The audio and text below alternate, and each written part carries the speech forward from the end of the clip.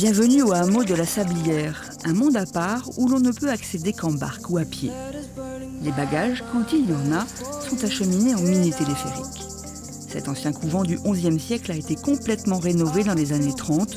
Construit sur d'énormes rochers, il surplombe les gorges du Tarn. Albin en est tombé amoureux au premier regard. On dit souvent que la rive gauche des gorges du Tarn est une rive préservée au cœur d'une région préservée. Cet ancien publicitaire a décidé de transformer ce hameau privé en un lieu d'échange et de culture. Il a convaincu les propriétaires de lui laisser les clés à l'année, sauf l'été, pour pouvoir accueillir ici des stagiaires et des animateurs. Sandra, une Parisienne spécialisée dans le bien-être et les massages énergétiques, s'est embarquée dans l'aventure. Moi, j'ai un timing constant, je me donne beaucoup dans ce que je fais, je ne perds pas de temps.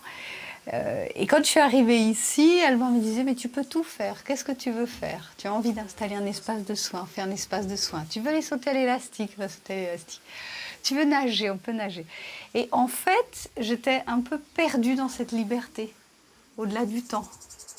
Le projet d'Albin, porté par une structure associative, est multiforme. Il se décline aussi bien en résidence d'artistes qu'en chantier agricole, car l'association veut aussi faire renaître les cultures en terrasse, laissées en friche. Il y a effectivement beaucoup d'idées.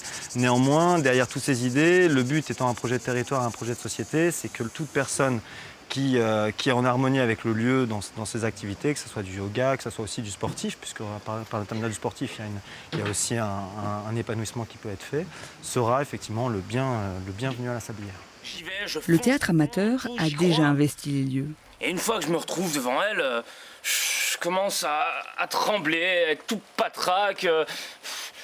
Toutes les phrases que j'avais préparées à l'avance, disparues. D'un atelier à l'autre, le hameau devrait reprendre vie à l'année. Marie-Lou, fille des propriétaires belges qui ne viennent que l'été, en est enchantée. C'est un lieu qui se prête beaucoup à la créativité, donc voilà. Et c'est vrai qu'on exploitait ça, on exploitait très peu ça avant qu'il arrive, donc il y a 2 ans. Et là, depuis qu'il est là, on voit que c'est déjà beaucoup plus entretenu et il y a plein de choses qui font que c'est de plus en plus agréable de venir et qu'on redécouvre en fait le lieu complètement.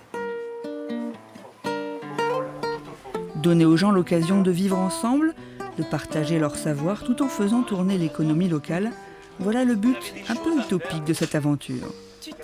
Pour l'heure, les membres de l'association ont plié bagages, histoire que les propriétaires profitent un peu de leurs biens.